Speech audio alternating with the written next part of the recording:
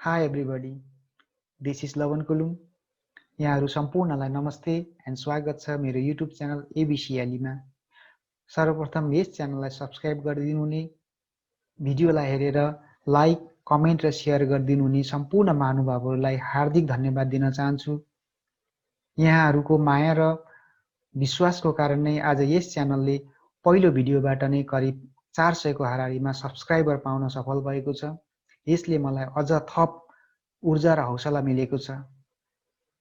आशा गर्दछु आगामी दिनहरूमा पनि यहाँहरूको माया र विश्वास पाइरहनेछु र आशा छ आजसम्म यस च्यानललाई सब्स्क्राइब नगरेकाहरूले तुरुन्त सब्स्क्राइब गरिदिनुहुनेछ र सब्स्क्राइब गरिसकेकाहरूले यो भिडियोलाई पुरा हेरेर लाइक, कमेन्ट र सेयर गरेर सहयोग गरिदिनुहुनेछ भन्दै आजको लेसन स्टार्ट गर्न चाहन्छु पार्ट्स अफ स्पिचबाट। भनिन्छ language is a means and method of communication, जसमा स्पिकरले बोलेको कुरो लिसनरले बुझ्न आवश्यक पर्दछ, अर्थात् वक्ताले बोलेको कुरो श्रोताले बुझ्न आवश्यक पर्दछ। यदि वक्ताले बोलेको कुरो श्रोताले बुझेन भने त्यहाँ ल्याङ्ग्वेजले काम गरिरहेको हुँदैन। कम्युनिकेसन पुरा हुनको लागि जम्मा 3 वटा कुराहरूले भाग लिएको हुँदछ, जसमा नम्बर 1 स्पिकर वक्ता बोल्ने मान्छे, नम्बर 2 वक्ताले दिन खोजेको मेसेज र नम्बर 3 दिएको मेसेजलाई रिसिभ गर्ने रिसिभर अर्थात् सामान्यतया लिसनर। यसरी कम्युनिकेसन पुरा हुनको लागि 3 वटा चिजहरूले भाग लिएको हुन्छ। सामान्यतया आफ्नो कुरो राख्ने पक्षले 2 तरिकाले राख्न सक्छ। नम्बर 1 आफूलाई लागेको कुरो मुखले बोलेर अर्थात् लेखेर आफ्नो कुरो अभिव्यक्त गर्न सक्दछ भने रिसिभ गर्ने पक्षले पनि 2 तरिकाले मेसेजलाई रिसिभ गर्न सक्दछ। नम्बर 1 यदि स्पिकरले बोलेको छ भने लिसनरले सुनेर त्यो कुरालाई रिसिभ गर्दछ, कुरो बुझ्दछ। त्यसैगरी यदि अभिव्यक्त गर्ने मान्छेले व्यक्तिले लेखेर आफ्नो कुरो अभिव्यक्त गरेको छ भने रिसिभ गर्ने मान्छे एउटा पाठक भएर त्यसलाई पढेर उसले रिसिभ गरेको हुन्छ। How does a baby naturally learn a language? एउटा बच्चाले स्वाभाविक रूपमा भाषा कसरी सिक्दछ भन्दा मैले भने 4 वटा कुराहरू उसले गर्न सक्दछ, जुन चाहिँ स्टेप बाई स्टेप गरेको हुन्छ। सुरुमा बच्चा जन्मिँदाखेरि उसले सुन्न मात्रै सक्छ। फ्यामिली मेम्बरहरूले बोलेको कुरो उसले सुन्न सक्छ, उसको छेउछाउको आवाजहरू सुन्न सक्छ र उसले प्रतिक्रिया स्वरूप रुन मात्र सक्छ उसले। त्यस पछाडि उसको एजमा म्याचुरिटी आएसँगै उसले बोल्ने कोसिस गर्दछ अर्थात् कपी गर्दछ। म्याचुरिटी आइसके पछाडि ऊ बोल्न सक्छ। त्यसरी कम्युनिकेसन पुरा भएको हुन्छ। त्यस पछाडि उसको एज म्याचुरिटीसँगै स्कुल जान्छ। स्कुल गइसके पछाडि उसले रिडिङ गर्न थाल्छ। रिडिङ पनि अर्को मेसेज रिसिभ गर्ने फेज हो। रिडिङ गरेर उसले मेसेज लिइरहेको हुन्छ। त्यस पछाडि जब उसले रिडिङ गर्न सक्छ, कुनै कुरा बुझ्छ, त्यस पछाडि उसले लेख्न थाल्छ। यसरी एउटा बच्चाले स्कुल गइसके पछाडि पहिला रिडिङ गर्छ, त्यस पछाडि उसले रिडिङ गरेको कुरा उसले जे बुझ्दछ त्यसलाई उसले लेख्न थाल्दछ र यसरी दोस्रो फेजको कम्युनिकेसन पनि पुरा हुँदछ। साँचो अर्थमा भन्यो भने पार्ट्स अफ स्पिचबाट इङ्ग्लिस ल्याङ्ग्वेजको सिकाइ सुरु हुन्छ। कुनै वस्तुको निर्माण हुन अर्थात् गर्नको लागि विभिन्न कम्पोनेन्ट्सहरूको आवश्यकता पर्दछ र ती हरेक कम्पोनेन्टहरूको आफ्नो आफ्नो कार्य हुन्छ। अहिले तपाईले प्रयोग गरिरहनु भएको ल्यापटप, कम्प्युटर, मोबाइल फोन हेर्नुहोस्, कति कम्पोनेन्टहरू मिलेर बनेको छ। हाम्रो आफ्नो शरीरै हेरौँ, कति धेरै अङ्गहरू मिलेर बनेको छ र ती हरेक अङ्गहरूको आफ्नो आफ्नो कार्य छ। त्यसै गरी एउटा घर निर्माण गर्दाखेरि कति धेरै प्रकारका मटेरियल्सहरूको आवश्यकता पर्दछ, जस्तो ढुङ्गा, सिमेन्ट, बालुवा, गिटी, इटा, फलाम, स्टिल आदि इत्यादि। र ती हरेक मटेरियल्सहरूको अलग अलग र आफ्नो आफ्नो कार्य छ र जसरी ती हरेक मटेरियल्सहरूलाई ठिक ठिक ठाउँमा सही सही ढङ्गले उचित मात्राहरू मिलाएर प्रयोग गर्छौँ तब एउटा मजबुत घर बन्दछ। त्यसै गरी इङ्ग्लिस ल्याङ्ग्वेजमा पनि विभिन्न प्रकारका कम्पोनेन्ट्सहरू छन्। तिनै भाषाका कम्पोनेन्ट्सहरूलाई हामी इङ्ग्लिसमा पार्ट्स अफ स्पिच भन्दछौँ, जसलाई नेपालीमा शब्दभेद।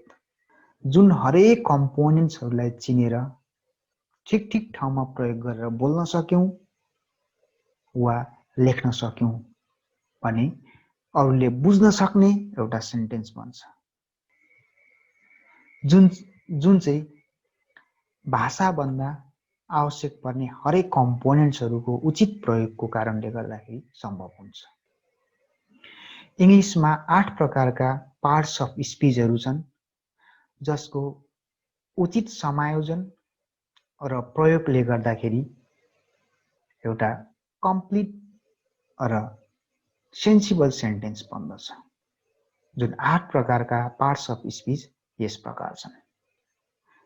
नम्बर 1 नाउन, जसलाई नेपालीमा संज्ञा वा नाम भनिन्छ। त्यसै गरी प्रोनाउन, नेपालीमा सर्वनाम भनिन्छ। 3 नम्बरमा एडजेक्टिभ एन्ड आर्टिकल, जसलाई नेपालीमा विशेषण भनिन्छ। नम्बर 4 वर्ब, नेपालीमा क्रिया भनिन्छ। त्यस्तै एडभर्ब, नेपालीमा क्रिया विशेषण भनिन्छ।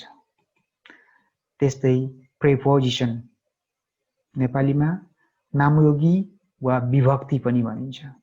नम्बर 7 कन्जङ्सन, संयोजक। नम्बर 8 इन्टरजेक्सन, नेपालीमा विस्मयादि सूचक भनेर चिन्दछौँ।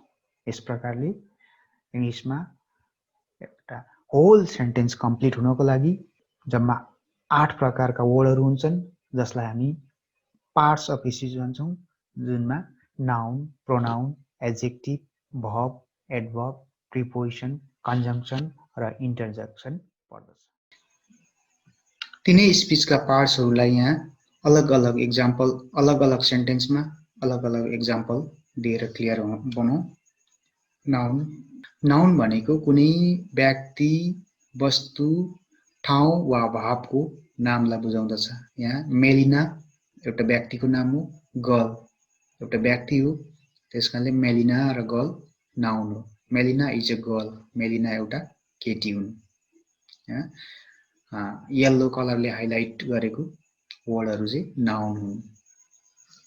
नाउनको बारेमा विस्तृत रूपमा हामी पछि पढ्नेछौँ। प्रोनाउन, प्रोनाउन भनेको सर्वनाम, जसलाई नामको सट्टामा प्रयोग गर्न सकिने शब्दलाई प्रोनाउन भन्दछौँ। यसको बारेमा पनि हामी पछि विस्तृत रूपमा अध्ययन गर्नेछौँ। जस्तै सी इज अ सिङ्गर, उनी एउटा गायिका हुन्। यहाँ मेलिनाको ठाउँमा हामीले सी राखेका छौँ। मेलिना नामलाई सीले रिप्लेस गरेको, she is a singer. She यहाँनिर प्रोनाउन हो, किनभने सीले मेलिनालाई रिप्लेस गरेको छ। त्यस्तै गरी एडजेक्टिभ, एडजेक्टिभ भनेको कुनै पनि नाउन वा प्रोनाउनलाई क्वालिफाई गर्ने, अर्थात् नाउन वा प्रोनाउनको बारेमा व्याख्या गर्ने वर्डलाई एडजेक्टिभ भनिन्छ। यहाँ एक्जाम्पलमा she is a good singer. Second एक्जाम्पलमा अ सिङ्गर मात्रै थियो, यहाँनिर सिङ्गर मात्रै हुँदाखेरि गायिका मात्रै हुन्थ्यो भने यहाँ सिङ्गरलाई क्वालिफाई गरेर a good singer, good singer राम्रो गायिका हो भनेर चाहिँ सिङ्गरलाई राम्रो गुडले क्वालिफाई गरेको छ। गुड यहाँनिर एडजेक्टिभ हो।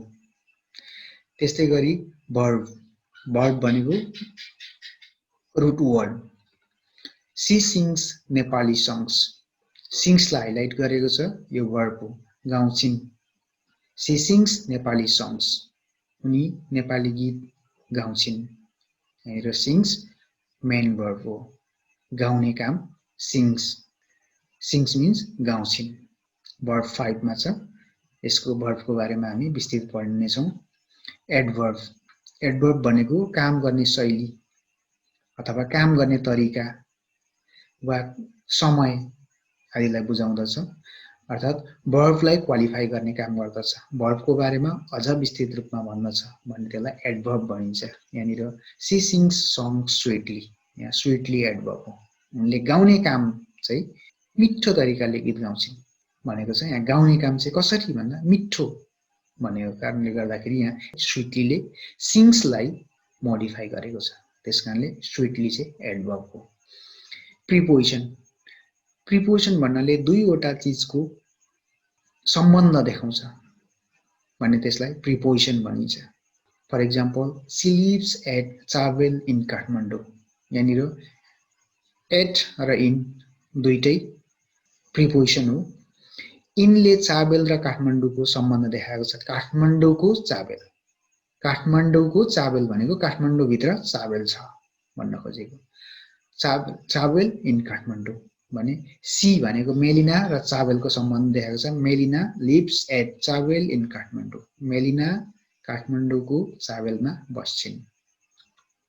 कन्जङ्सन, कन्जङ्सनले भने दुईटा अलग अलग शब्द वर्ड अर्थात् दुईवटा अलग अलग सेन्टेन्सलाई जोड्ने काम गर्छ। यहाँनिर मैले yesterday I met her and her father भन्नाले दुईवटा वर्ड, हर भनेको मेलिना एन्ड हर फादर भनेको मेलिनाको फादर, दुईटा अलग अलग वर्ड छ। हर एउटा र हर फादर अर्को, दुईवटा वर्डलाई चाहिँ मैले एन्डले दुईजनालाई चाहिँ एन्डले जोडेको छ बिचमा, अनि दुईवटा वर्डलाई चाहिँ यसले जोड्ने काम गर्यो, त्यसकारणले यहाँ एन्डले दुईवटा वर्डलाई जोड्ने काम गरेको छ भने then I gave my lyrics, भेटेपछि मैले आफ्नो गीतहरू पनि दिएँ। यहाँनिर I gave her my lyrics यो एउटा सेन्टेन्स हो, यसलाई चाहिँ देनले जोडेको छ। I met her and her father एउटा सेन्टेन्स, अनि I gave her my lyrics अर्को सेन्टेन्स, यो दुईवटा सेन्टेन्सलाई देनले जोडेको छ। त्यसै गरी आई गेभ माई लिरिक्स एउटा sentence, I don't think she will sing my song, मलाई लाग्दैन कि उनले मेरो गीत गाउने छिन्, यो अर्को सेन्टेन्स। यो दुईवटा sentence I gave her my lyrics र अर्को sentence I don't think she will sing my सङलाई चाहिँ बटले जोडेको छ। यसरी कन्जङ्सनले दुईवटा अलग अलग वर्ड वा दुईवटा अलग अलग सेन्टेन्सलाई जोड्ने काम गर्दछ। त्यसै गरी इन्टरजेक्सन, इन्टरजेक्सन भनेको एक्सप्रेस गर्ने व्यक्ति खुसी हुँदा अर्थात् एक्साइटेड हुँदा अथवा दुखी हुँदा अर्थात् पीडामा पर्दाखेरि आफसे आफ अभिव्यक्त हुने वर्डलाई चाहिँ कन्जङ्सन भनिन्छ। यहाँनिर मैले एक्जाम्पल स्वरूप wow finally she is gonna sing my song भने यहाँनिर वाउ चाहिँ इन्टरजेक्सन हो, किनभने मलाई आश थिएन, मैले गीत चाहिँ दिएको मेलिनालाई, गीत गाउन चाहिँ दिएको, तर उनले मेरो गीत गाउँछ जस्तो मलाई लागेको थिएन, तर फाइनल्ली अन्तिममा गाउने भयो भन्ने जब मैले म्यासेज पाएँ म एक्साइटेड भएर वाउ भन्ने शब्द चाहिँ आफसे आफ आयो, म खुसी भएँ एक्साइटेड भएर वाउ भन्ने। यसरी निस्किने वर्डहरूलाई चाहिँ इन्टरजेक्सन भन्दछ। यी सम्पूर्ण कुराहरूलाई यो एउटा छोटो परिचय मात्रै हो, यसलाई चाहिँ हामी विस्तृत रूपमा हामी पछि पढ्नेछौँ। मैले भनिहालेँ noun, pronoun, adjective, verb, adverb, preposition, conjunction र इन्टरजेक्सनको बारेमा तपाईँले राम्रो गरी बुझ्नुभयो भने तपाईँले इङ्ग्लिस जान्नुभयो। यति कुरा तपाईँले सिक्नुभयो, बुझ्नुभयो भने मानुस् इङ्ग्लिसको चाबी तपाईँको हातमा छ। र यो अहिले देख्दा तपाईँलाई सुरुमा भएको कारणले गर्दाखेरि नबुझे जस्तो लाग्यो होला, केही छैन, यसलाई हामी विस्तृत रूपमा फेरि पढ्नेछौँ। नेक्स्ट टपिक हुनेछ नाउन, नाउनबाट म सुरु गर्नेछु। झन्डै 4वटा क्लास त नाउनको पक्षमा जाला। यसलाई अप्ठ्यारो पनि छैन, म एउटा एक्जाम्पल दिन्छु। जब हामी यो 8 वटा चीज हामीले पढिसक्छौं त्यसपछि हामी वर्ड फर्मेसनमा जान्छौं। वर्ड फर्मेसन भनेको यो 8 वटा पार्ट्स अफ स्पिचमा भएको एक प्रकारको वर्डलाई अर्को प्रकारको वर्ड कसरी बनाउन सकिन्छ भन्ने कुरा हामी त्यसमा जान्नेछौँ। त्यसपछि हामीलाई झन इजी भएर जान्छ। तर त्यो जान्नुभन्दा अगाडि तपाईले यी कुराहरूलाई नै बुझेको हुनु पर्यो। वर्ड फर्मेसन कसरी गरिन्छ र बुझिसकेपछि यी पार्ट्स अफ स्पिचहरूलाई एक प्रकारको एक फर्मबाट अर्को फर्ममा सजिलै लान सकिन्छ भन्ने कुरो एक्जाम्पल देखाउनको लागि मैले यहाँनिर एउटा स्लाइड पेस्ट गरेको छु, जसमा मैले एउटा वर्ड निकालेको छु। यहाँ एडमिनिस्ट्रेट भन्ने वर्ड छ, जुन चाहिँ रूट वर्ड हो। भर्ब छ भने त्यो भर्ब चाहिँ रूट वर्ड बन्छ, किनभने भर्बबाट नै विभिन्न वर्डहरू बन्न पुग्दछ। त्यसकारणले भर्ब चाहिँ रूट वर्ड हो। जस्तै कि ड्राइभ भर्ब हो, ड्राइभमा ईआर छ भने ड्राइभर हुन्छ। एक्ट रूट वर्ड हो, त्यसमा ओआर छ भने एक्टर बन्छ। यसरी चाहिँ जुन मेन भर्ब छ, भर्बलाई मोडिफाई गरेर हामीले विभिन्न अरू वर्डहरू बनाउन सक्छौं। फर एक्जाम्पल मैले यहाँ एडमिनिस्ट्रेट दिएको छु, रूट वर्ड, जसको नेपालीमा हुन्छ प्रशासन गर्नु। अब मैले यो यतिखेर यो भर्ब भइरहेको छ, यसलाई मैले यसो गर्न चाहे, यसलाई कपी पेस्ट गरे एडमिनिस्ट्रेट।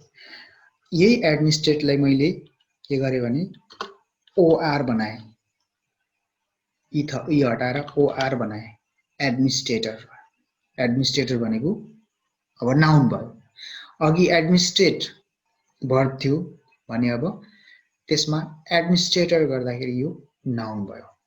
ईलाई हटाएर ओआर थपेपछि नाउन भयो एडमिनिस्ट्रेटर।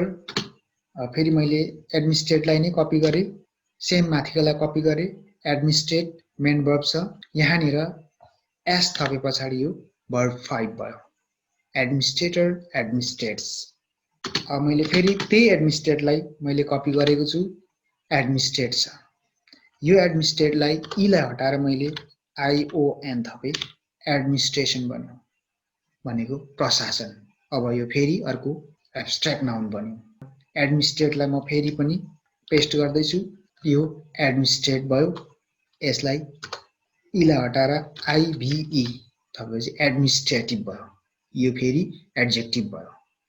अर्थात् त्यही रूट वर्डको एडमिनिस्ट्रेट भर्बलाई ल्याएर चाहिँ ओआर थपिसके पछाडि एडमिनिस्ट्रेटर जुन नाउन अन्तर्गत पर्यो, त्यही एडमिनिस्ट्रेटमा एस थपेपछि भर्ब 5 भयो।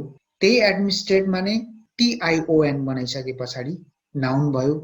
त्यही एडमिनिस्ट्रेटलाई नै फेरि टिआइभिई बनाइसके पछाडि त्यो एडजेक्टिभ भयो। यसरी एउटै word noun verb noun adjective बन्यो भने त्यसैलाई एलवाई थप्यो भने फेरि एडभर्ब हुन्छ। यसरी एडमिनिस्ट्रेटर एडमिनिस्ट्रेट्स, एडमिनिस्ट्रेसन एडमिनिस्ट्रेटिभली, यसरी एउटै शब्दबाट चाहिँ एउटै वर्डबाट चाहिँ हामी विभिन्न फर्ममा हामी चेन्ज गर्न सक्छौं। यसलाई कम्प्लिट सेन्टेन्स बनाउनको लागि म गर्दैछु एन थपिदिँदैछु। एन भनेको यहाँनिर के हो भन्दाखेरि एन भनेको आर्टिकल हो, आर्टिकल भनेको एडजेक्टिभ अन्तर्गत पर्दछ। सो एन एडमिनिस्ट्रेटर एडमिनिस्ट्रेट्स, यहाँ मैले डी लगाएँ, दि एडमिनिस्ट्रेसन एडमिनिस्ट्रेटिभली। हेर्नुस् त, यो एउटा एडमिनिस्ट्रेट भन्ने वर्ड नै विभिन्न रूप धारण गरेर चाहिँ एउटा सेन्टेन्स बनेको छ पुरा। एन एडमिनिस्ट्रेटर एडमिनिस्ट्रेट्स दि एडमिनिस्ट्रेसन एडमिनिस्ट्रेटिभली भनेको पुरा सेन्टेन्स भयो। एउटै वर्डबाट पुरा सेन्टेन्स भयो, तर वर्डहरूले विभिन्न फर्म चाहिँ धारण गरेको छ।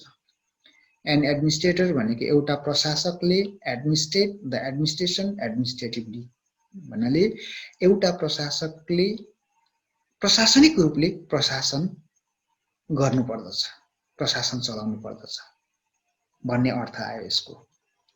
यसरी पार्ट्स अफ स्पिचलाई हामीले राम्रो गरी बुझ्न सक्यौं भने एउटा वर्डबाट हामीले विभिन्न वर्डहरू बनाउन सक्छौं र उचित ठाउँमा प्रयोग गर्न सक्छौं, हामीलाई सजिलो हुनेछ। यहाँनिर मैले एक्जाम्पलमा एउटा एडमिनिस्ट्रेट भन्ने भर्बबाट चाहिँ एडमिनिस्ट्रेटर एउटा नाउन बनाएँ जुन चाहिँ कमन नाउन हो। एडमिनिस्ट्रेट्स भर्ब 5 बनाएँ। एडमिनिस्ट्रेसन नाउन बनाएँ अनि एकपल्ट एडमिनिस्ट्रेटिभली गरेर चाहिँ फेरि मैले एडभर्ब बनाएँ। एउटै वर्डबाट चारवटा विभिन्न वर्डहरू फर्म भएका हुन् र यो हामी वर्ड फर्मेसन अन्तर्गत पर्नेछौँ। तर वर्ड फर्मेसन जान्नुभन्दा अगाडि यो पार्ट्स अफ स्पिचलाई एकदमै राम्रो गरी अध्ययन गर्नुपर्ने हुन्छ। त्यस पछाडि हामीलाई ज्यादै सजिलो हुन्छ भन्दै आजको टपिक्स यहाँ क्लोज गर्न चाहन्छु। Okay, will see you soon with next video. Till then, bye by.